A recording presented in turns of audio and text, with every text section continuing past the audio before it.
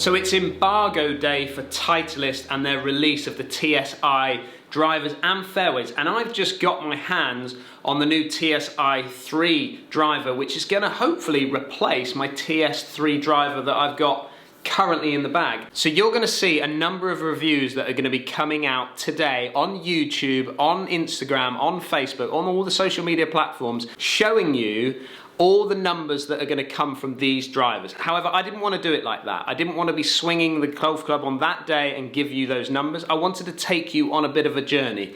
When it comes to replacing a driver in my golf bag, the driver has to go through a process. I have to put it into tournament style game, put it out onto the golf course, put me in some tight situations with it to see how it's going to perform and how I'm going to react to the driver. So let's take you on that journey now. But before we do that, I'm going to take you over to Titleist and see what they're saying about the new TSi3 driver.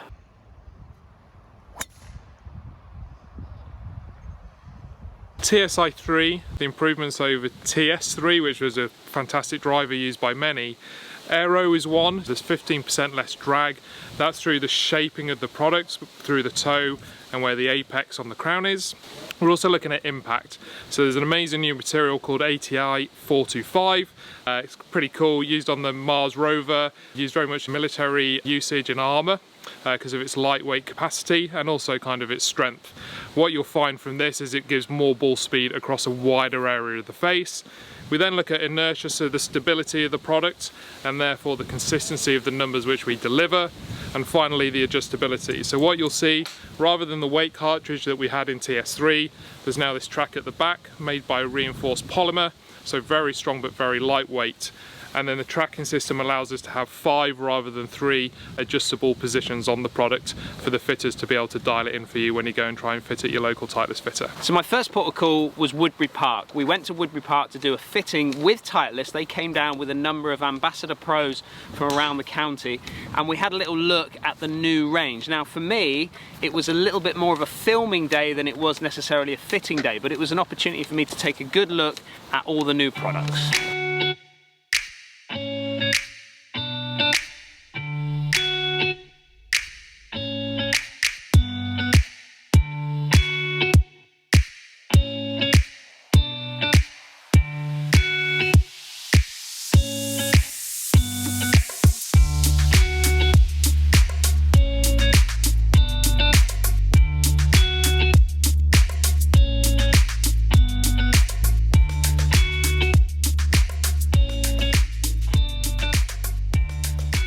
So whenever there's a release of a new club, and especially a driver, there's always like a build-up, there's a hype from when the companies are marketing it out. But for players like me, there's always that sort of, I don't know, that sort of anticipation to see that club, and hopefully it might make a big difference to my driving game.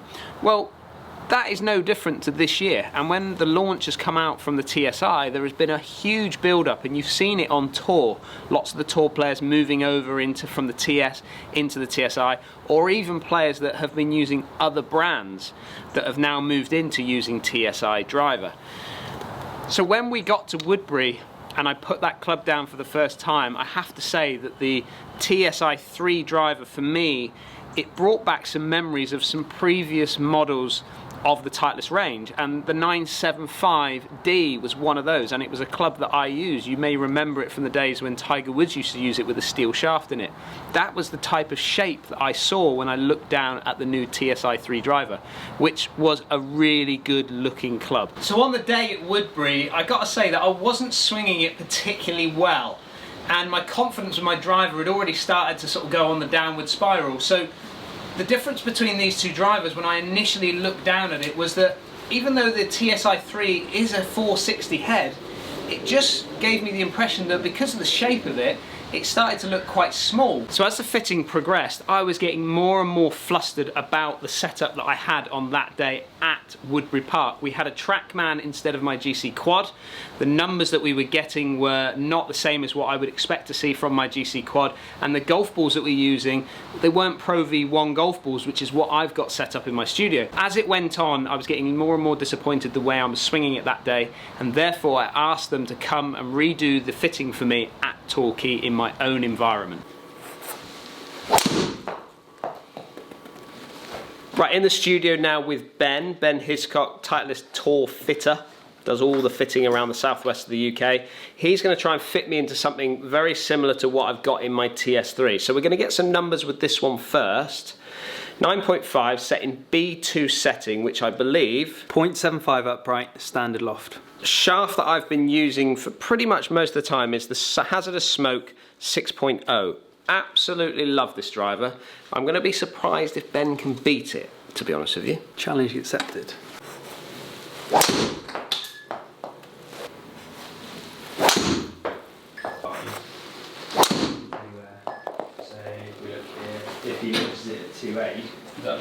Right, Ben, tell me about the numbers that we're getting out of these two drivers, mine and then in comparison to the TSi3. So your own TSi3, Dan, your average ball speed was just under 154. So that's my TS3, yeah? That is your TS3. Yeah.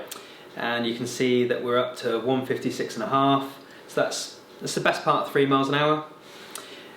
Your launch has come down by just under a degree. And your spin's down by a couple hundred revs. But actually, when we look at how high the ball's going, if we look here, 38 yards high. 38 yards high in comparison to 41 yards high. That is helping to shallow your descent angle a little bit. So basically what we've done is by lowering the loft by half a degree, which is the fit of the head, isn't it? Yeah, that's just a static change in the head style, yeah. What it's done is it's brought my launch down, it's brought my spin down, therefore it's going slightly lower, but we're still getting more carry.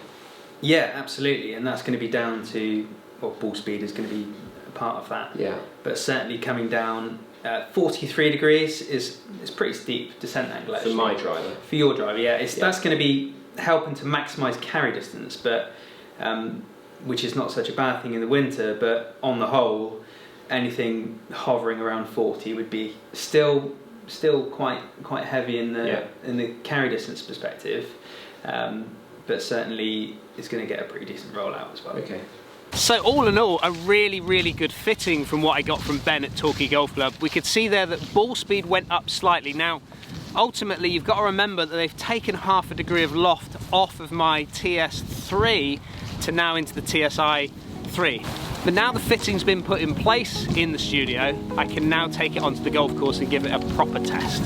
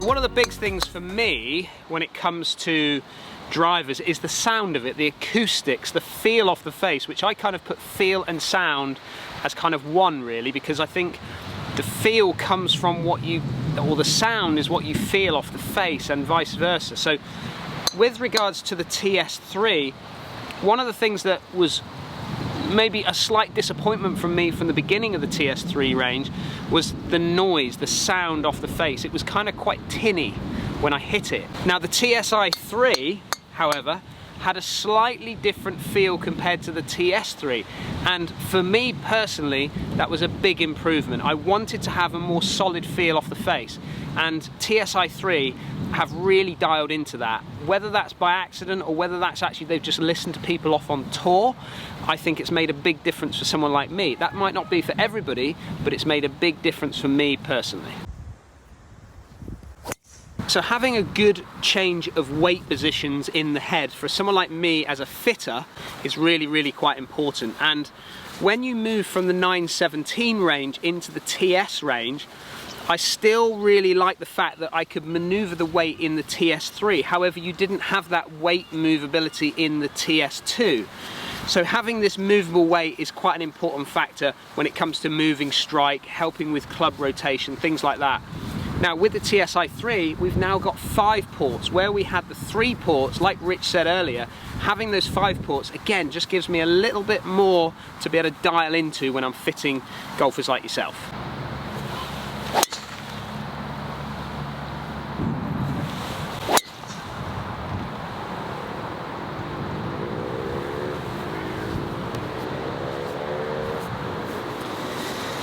That's 2 drivers in a row. Let's go and have a little look at where they've ended up. Quite impressed with those. So 2 very different drives that I've hit up here at the 17th at Torquay. This one here came out a little bit higher. Both really good drives, but this one came out just that little bit higher, carried a fraction further. You could see it when it landed. It got up to sort of the front edge of the green and then popped up onto the green. This one, however, was just slightly different. It wasn't as good a strike as this one, but it landed probably 10-15 yards short of that one, a lot lower in its trajectory, but skipped up onto the green, and as you can see, it's got probably 10 yards past what I got out of this one. So that one over there was probably the better shot, as in from a visual point of view and kind of from a feel point of view. However, this one was actually a slight miss hit, and you sort of listen to what they're saying about the performance of the driver across the face, maintaining ball speed right across the face. Well, that's kind of a bit of a highlight that actually could be happening. So to summarise the TSi3 driver for me, I've had this in the golf bag for just over 2 weeks now. I've put it through its paces. I've taken it out onto the golf course and put it in a kind of competitive situation, which for me, if I'm going to make a change to a driver, it needs to go through that process before it makes its way into my golf bag. So if you're a player that is coming from 910, 913, 915 or even 917 and looking to make a change, then you're going to start to see a difference from those products into the new TSi3 range. However, the differences in this one is gonna be subtle. The move from TS to TSi, it's gonna be small. You're not gonna see a great deal of difference when you go in through your fittings. For me, the big differences that I'm noticing is more in the looks and the acoustics of it. I love the shape of the sort of old school 975D driver, and that is kind of reflected in this new TSi3 driver. I also absolutely love the acoustic change from the TS3 into the TSi3. Now, whether that's come from tour feedback, I only imagine that tour players like to hear a slightly more thuddier sound off the face, and you're certainly getting that out of the new TSi3 driver. So hopefully that gives you a bit of an insight into what the TSi3 driver is going to perform like when it comes out and you get to test it yourselves. For me personally, I'm going to put it in the bag, and I'm going to put it in the bag over the TS3 for 3 reasons. The looks, absolutely love that kind of old 975D look. I love the feel off the face, that feel off the face, and the acoustics as well, the sound. It all kind of creates the nice package that I've been looking for over the TS3. Thanks for taking the time to follow me on my journey with the TSi3 driver. I hope you enjoyed my review of this product. Don't forget, if you are new to the channel, hit that subscribe button, give us a thumbs up, and we'll look forward to catching up with you again soon.